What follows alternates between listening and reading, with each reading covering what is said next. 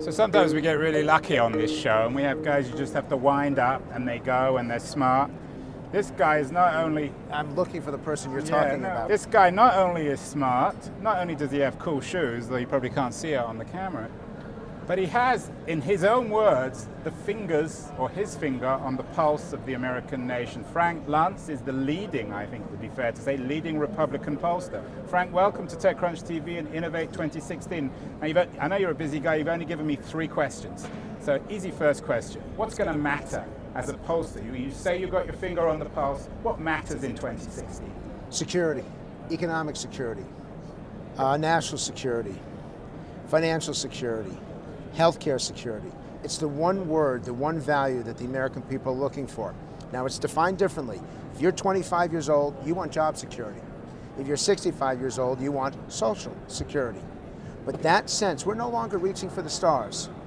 We want to make sure that there's a safety net underneath us that ensures that we will get what we have been promised, that ensures that we will be able to make it through the year. Whatever candidate provides that sense of security, they're going to have the advantage. Frank, if you wandered on the wrong show, this is TechCrunch, this is disruption. This isn't about security. I understand that, and I've always thought the word disruption was an awful word to use. I know that Mark Zuckerberg loves that word. I know that people in Silicon Valley and those who are watching this, they want to disrupt.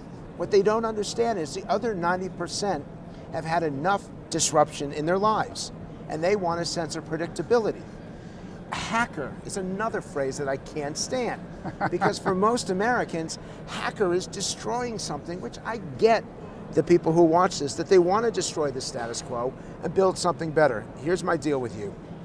You find the right language that communicates what you're trying to achieve, and you'll get the policymakers and the public to go along with you.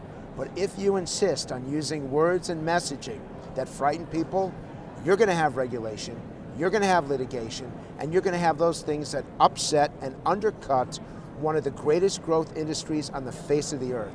I'm more proud of our technology industry than anything else in America, but their language stinks. But Frank, it's all very well talking about messages, but this technology is, by definition, disruptive.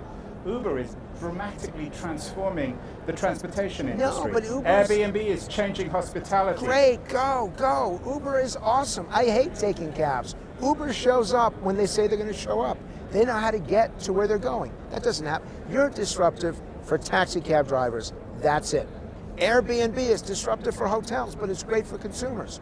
All I'm saying in terms of your language is that the language is disruptive, and so people don't understand and appreciate the value that the tech industry is bringing to this country. We have gained more in terms of quality life in the last 10 years, thanks to this industry, than we have gained in probably 100. But if you want to leave them alone, you don't want Washington interfering, you don't want Washington running the web, you better find a way to communicate, because if you don't, Washington is going to make things a lot worse for these people. So Frank, are you saying that the great challenge in terms of political communication for 2016 is squaring the circle of security and change and turning them into the same word? Turning them into the same meaning.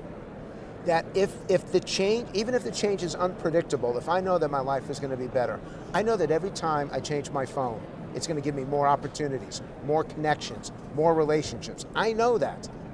I know that my TV is getting smarter and smarter, and they don't just have to call it a smart TV.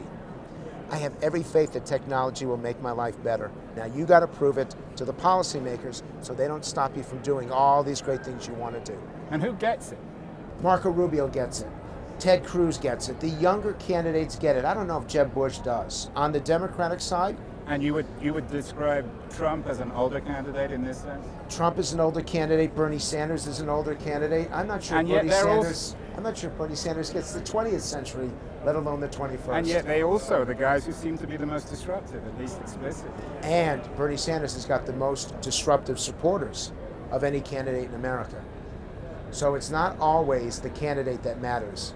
More often than not, it is their voters who we should be focused on. How long are we going to have to wait for your vision to realize itself? Disruption waits for nobody. The fact is the political system is years behind business, and business is years behind people. That the disruptors are going to create new technology that is 5, 10, 15 years ahead. I just want to make sure that the public is following along and enjoying these benefits and that the politicians don't get in the way. It's happening right now and we're benefiting from it. But if there's anyone that we should follow, American public, it's Frank Luntz. Thanks so much. Thank you. Run away now and make some business. Yes, make some Thank money. you.